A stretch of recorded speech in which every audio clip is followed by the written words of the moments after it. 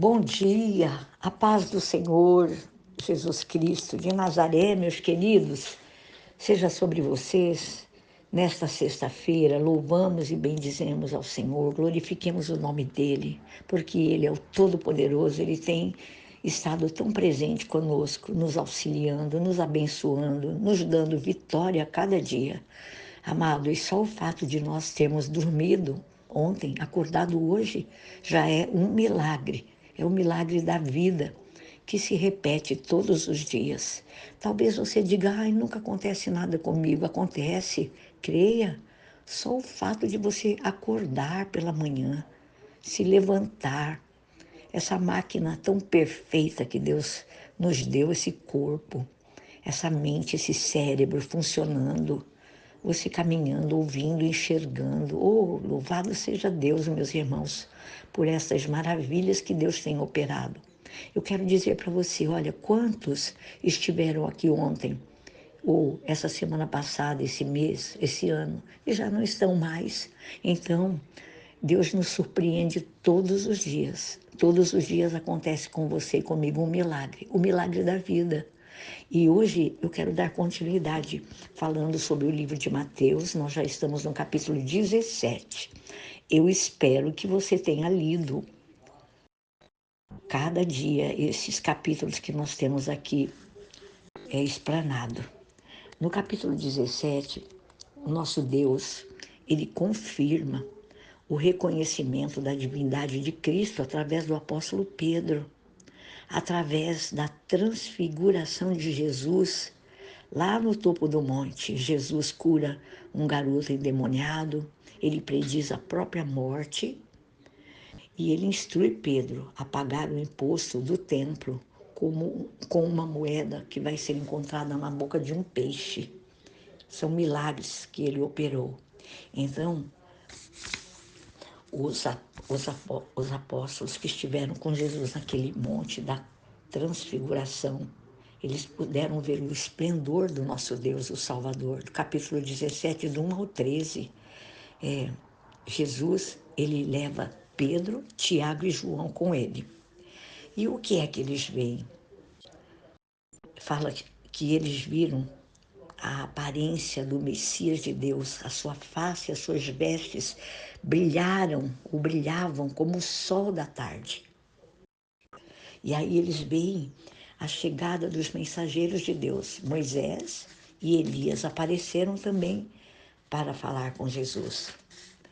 E o que eles dizem? Os apóstolos. Pedro, ele fala assim para Jesus, ele quer construir 3 tendas, uma para Jesus, uma para Moisés e uma para Elias. E aí o que eles ouvem dos céus? Aí o Pai fala dos céus, testemunhando do amor que tem para com o seu Filho Jesus. E quando eles ouvem a voz de Deus, eles caem no chão, aterrorizados, mas são confortados por Jesus. Então, eles têm uma conversa com Jesus durante a descida do monte. Está também no capítulo 17, do verso 9 ao 13. E Jesus dá a eles uma ordem. Jesus instrui os 3 a não dizer nada sobre o que eles viram até a sua ressurreição. Aí eles ficam confusos e eles querem saber se Elias virá antes do retorno do Messias. Aí o Senhor Jesus os esclarece, dando a eles uma resposta. Elias virá realmente, o Senhor Jesus fala. Elias já veio. Eles entenderam que Jesus se referia a João Batista. Mas o Senhor estava falando exatamente de Elias com eles, né? Tudo isso no capítulo 17. Então, nós podemos ver em todo esse livro de Mateus, amados, a soberania do Senhor Jesus. E ele demonstra a sua divindade através de 2 milagres. E no capítulo 17 ainda, aparece para Jesus um pai desesperado com um garoto endemoniado. E ele implora que Jesus cure o seu filho. E aí Jesus rapidamente, ele expulsa o demônio do rapazinho. E os discípulos, assim, se demonstram frustrados e disseram para Jesus assim, por que nós não pudemos expulsar esse demônio, né? E aí Jesus responde para eles assim, olha, por causa da pequenez da vossa fé. Isso pode acontecer com você e comigo, irmãos. O Senhor já nos deu autoridade para orar, repreender demônios, né? Falar novas línguas, pegar nas serpentes. Isso está lá em Marcos 16. E ele deu uma ordem nesse capítulo de Marcos 16 para a igreja, para você e para mim. Olha a ordem de Jesus, vou falar com as minhas palavras, mas é o que está escrito na Bíblia. Ele diz assim, ide por todo o mundo, pregai o evangelho a toda criatura. Aquele que crer será salvo, o que não crer será condenado. Em meu nome curarão os enfermos, expulsarão os demônios, falarão novas línguas, pegarão nas serpentes, e se beberem alguma coisa mortífera, não lhes fará dano algum. Imporão as mãos sobre os enfermos e os curarão em meu nome. Isso Jesus falou para os discípulos, para a igreja dele que estava ficando aqui na terra, porque ele já ia ascender-se aos céus. Ele já tinha morrido, ressuscitado e ficou um tempo aqui ainda, andando entre os discípulos. E a Bíblia fala em Marcos 16 sobre essa ordem de Jesus, esse ide. É para você, irmão, é para mim. E olha, nós não somos nada diferentes dos discípulos que andaram com Jesus. Quando Jesus, ele expulsa o demônio daquele garoto endemoniado, os discípulos ficaram frustrados e perguntaram a ele, por que não podemos nós expulsá-lo? E Jesus diz para eles claramente, no versículo 20, do capítulo 17, no versículo 20, meus irmãos, eu quero ler para vocês, para não ficar nas minhas palavras, porque a fé que vocês têm é pequena. Eu lhes asseguro que se vocês tiverem fé do tamanho de um grão de mostarda, poderão dizer a este monte, vá daqui para lá, e ele irá. Nada lhes será impossível. Olha que coisa linda. A nossa fé gera milagres. A nossa fé em Jesus, no nome de Jesus, no poder que há neste nome, cura enfermos, expulsa demônios. Então, isso é para mim também. Tenhamos fé de que esta obra que o Senhor Jesus deixou para você e para mim como igreja, nós podemos fazê-la sim, senão o Senhor Jesus não teria dito, não é verdade? E aí, continuando ainda nesse capítulo 17, nós vamos ver Jesus mandando Pedro pescar um peixe, que na boca desse peixe teria uma moeda para que eles pagassem os impostos. E nós vemos aqui, falando no texto, que os coletores de impostos, eles se aproximaram de Pedro.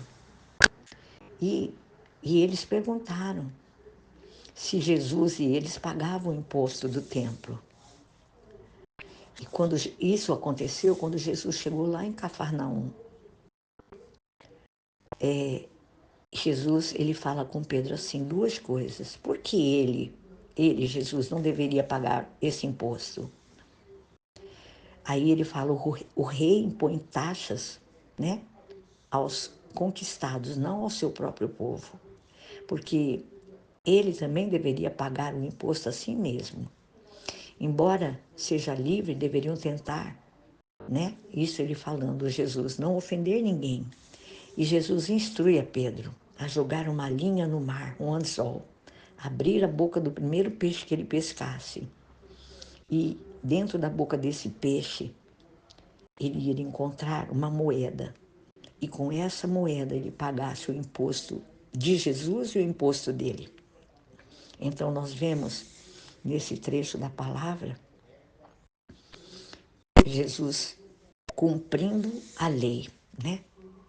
Naquela época, como você e eu também devemos cumprir as leis vigentes do país, ainda que pareçam aos nossos olhos e muitas vezes absurdas.